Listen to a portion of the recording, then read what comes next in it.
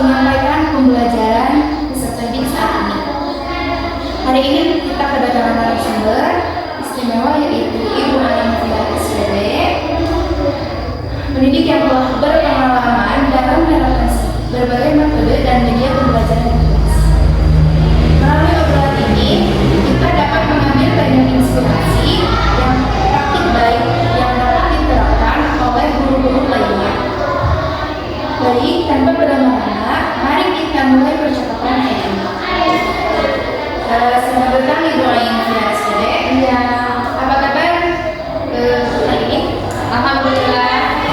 Oke, terima kasih telah hadir dalam podcast kami. Pada kali ini kita akan sedikit mewawancarai tentang bagaimana sih Ibu Ai dalam mempraktekkan atau mempelajari kepada peserta didik dengan pembelajaran agama. Pertanyaan yang pertama itu, metode apa aja yang Ibu terapkan dalam menyampaikan materi pembelajaran agar semua peserta didik dapat memahami dan mengikuti pembelajaran dengan baik? Oke, untuk yang pertama dari metode pembelajaran ini di kelas dari Akidah Akhlak saya menggunakan sering kali menggunakan metode ceramah.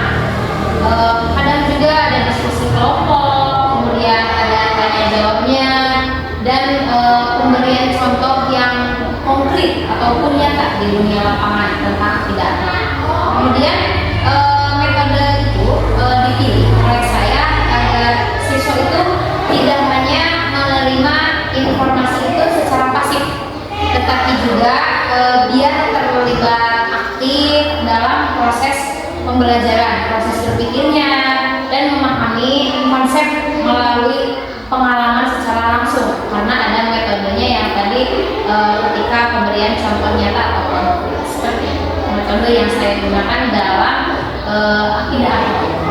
Oke, apakah itu peserta didik relevan dengan metode yang Ibu sampaikan? Secara nyata gitu ya, secara lapangan, jika ditanya tentang relevan atau efektif, sejauh siswa bisa fokus dalam pembelajaran dan terlibat, itu efektivitas bisa dikatakan efektif ya. Tapi efektivitas itu kayak tetap tergantung pada kondisi kelasnya, kondisi kelas bagaimana, kemudian kesiapan siswanya bagaimana, serta kesesuaian materi. Karena itu metode itu setiap kalinya kan perlu dievaluasi, diperbarui gitu ya, dan disesuaikan secara berkala agar tetap relevan dengan kebutuhan belajar siswa di kelas. Selanjutnya, apakah metode tersebut efektif? Maksudnya kan pada zaman sekarang itu Ibu, ketika anak-anak itu misalnya kadang guru itu suka bingung bagaimana sih cara biar pembelajaran itu efektif. Apakah Ibu metode tersebut akan efektif? Efektif jika kita menggunakan penunjang yang lain seperti media yang bisa disediakan di dalam kelas. Untuk saat ini di zaman era digital 4.0, tentunya guru juga harus mulai dengan digital, karena media yang digunakan itu harus lebih bisa membuka wawasan secara luas untuk anak gitu ya. Jadi kayak tidak hanya kan kayak media di dalam kelas itu ada papan tulis, itu media, kemudian ada buku, itu media, ada gambar-gambar, poster, itu juga media. Namun secara zaman sekarang itu kayaknya contoh yang nyata, media yang nyata itu melalui, kalau media itu bisa dihubungkan dengan video pendek yang kita tayangkan gitu ya, tayangan video. Kemudian serta benda-benda yang konkret, itu media-media yang nyata yang mendukung materinya itu. Kemudian ketika memungkinkan juga saya juga menggunakan ya media digital gitu seperti sekarang karena mengikuti zaman digital. Jadi seperti presentasi, membuat PowerPoint, membuat hal-hal yang menarik, eduges bagi siswa. Oke, baik. Selanjutnya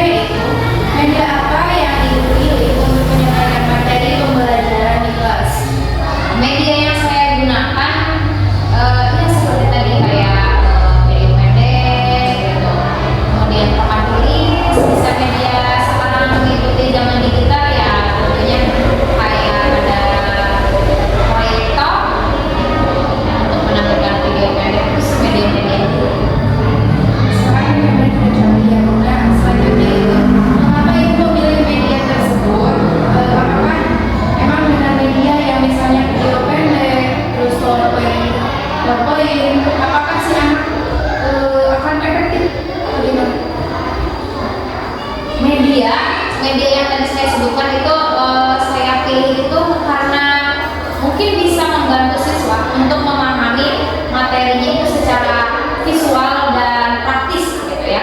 Jadi banyak siswa tingkat TK, tingkat dasar tentunya tingkat sekolah dasar itu lebih mudah menangkap materi itu, konsep materi atau pembelajaran itu melalui gambar atau contoh konkret ya. Contoh yang nyata itu lebih mudah ditangkap oleh siswa sekolah dasar. Nah, daripada penjelasan secara verbal, kemudian kayak penjelasan panjang lebar tapi tidak dibarengi dengan contoh konkret, itu sangat sulit diterima oleh kalangan anak SD atau sekolah dasar. Kemudian untuk mengurangi kejenuhan bagi siswa dalam memilih media juga kayak variasinya itu harus dikembangkan kayak edu games gitu kan, itu untuk menghalangi kejenuhan siswa juga. Nah, selanjutnya Ibu, ada pertanyaan lagi nih. Bagaimana keadaan kelas saat Ibu mengajar? Apakah seorang siswa ada yang satu main atau mengantuk atau bagaimana? Itu kan dinamika ya, dinamika kelas, kayak ada yang main, ada yang ngantuk, ada yang kayak loncat-loncat. Nah, itu bagian dari dinamika di kelas. Tapi menurut saya kayak keadaan kelas saat mengajar itu ketika ada yang main, ada yang mengantuk, kemudian ada yang geriwai gitu ya di kelasnya. Nah, hal seperti itu kan memang dinamika kelas. Namun kondisi secara umumnya ketika pembelajaran berlangsung itu cukup kondusif. Tidak ada yang main, tidak ada yang ngantuk. Anak-anak itu lebih siap ketika akan memulai pembelajaran gitu. Meskipun ada beberapa siswa yang perlu perhatian khusus kayak tadi ngantuk atau mudah terdistraksi oleh temannya gitu. Jadi gampang main ketika pembelajaran. Secara umum sih ketika belajar memang kondusif, siswa antusias gitu kalau dalam pembelajaran. Tapi namanya juga dinamika kelas ya, jadi perlu dikelola agar tetap fokus dan tertib selama pembelajaran. Oke, sangat menarik. Nah, selanjutnya, apakah ada peserta didik yang mengalami kesulitan dalam belajar serta bagaimana cara mengatasinya? Nah, kan Ibu, di zaman sekarang itu anak-anak bahkan bukan kelas 1, kelas 5 juga ada yang belum bisa membaca, terus ada yang apa sih, master kalian juga tidak tahu. Nah, pada pembelajaran dalam, apakah siswa di kelas Ibu ada yang mengalami kesulitan? Mengalami kesulitan tentunya ada ya, karena tidak semua siswa itu bisa memahami materi secara utuh, secara langsung. Itu siswa tidak bisa seperti itu. Jadi ada beberapa siswa yang memang mengalami kesulitan, terutama kayak dalam memahami konsep, gitu, konsepnya yang abstrak, atau mengikuti instruksinya itu terlalu panjang, ngomong lebar, berbicara terus, itu sangat susah untuk dipahami oleh siswa. Tapi saya mengatasi hal seperti itu kayak dengan memberi penjelasan secara berulang, gitu, balik lagi, gitu, agar secara ulang tapi dengan lebih sederhana untuk lebih dipahami oleh siswa. Kemudian kayak tadi memberikan contoh yang konkret itu kan lebih memahami siswa dalam pembelajaran seperti itu. Melakukan selain berulang-ulang dan memberikan contoh yang konkret, saya juga kayak melakukan pendampingan individual. Jadi secara sendiri-sendiri, apa yang membuat sulit, apa yang harus diatasinya, seperti itu. Jadi kayak memberi waktu tambahan lah untuk siswa yang memang membutuhkan perhatian khusus. Berarti seperti les itu ya?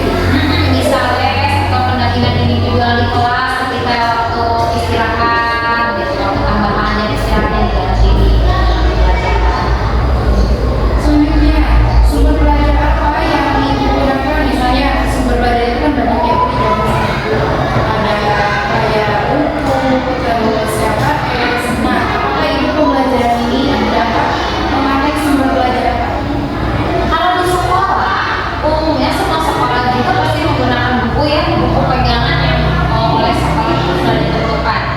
Nah, mungkin itu menjadi salah satu sumbernya untuk pembelajaran. Tapi sekarang itu zaman digital, sudah kita katakan zaman digital gitu ya, bahwa mungkin internet itu lebih terpercaya ya kali ini gitu. Internet lebih terpercaya dan menjadi sumber belajar yang meyakinkan gitu. Tapi bukan karena buku tidak meyakinkan, tapi karena internet itu lebih meyakinkan. Kayak sumber belajar itu ada lingkungan sekitar. Kebetulan kan di Nurul Amal itu lingkungan sekitarnya langsung dengan warga, langsung dan dengan lingkungan. Saya secara konkret nanti bisa contohnya langsung. Dan jadi lingkungan sekitar juga di Nurul Amal bisa dijadikan sebagai sumber belajar selain internet dan buku. Kemudian pengalaman langsung anak-anak di rumah gitu ya. Pengalaman langsungnya ketika di rumah, misalkan kan kalau dalam waktu itu ada pembelajaran tentang misal ada adat terhadap orang tua gitu ya. Pengalaman langsungnya bagaimana mereka merealisasikannya di rumah. Nah, itu kan salah satu contoh konkretnya. Bisa pengalaman langsung itu dijadikan sumber belajarnya anak-anak atau melalui pengamatan yang ada di sekitarnya di lingkungan sekolah. Itu. Selanjutnya, pertanyaan terakhir, Bu. Bagaimana tindak lanjut yang Ibu lakukan dalam memperbaiki pembelajaran tersebut? Nah, misalnya dalam satu semester itu si anak itu belum paham dengan materi pembelajaran yang disampaikan ketika pembelajaran. Mungkin ini lebih ke refleksi ya, refleksi dari siswa.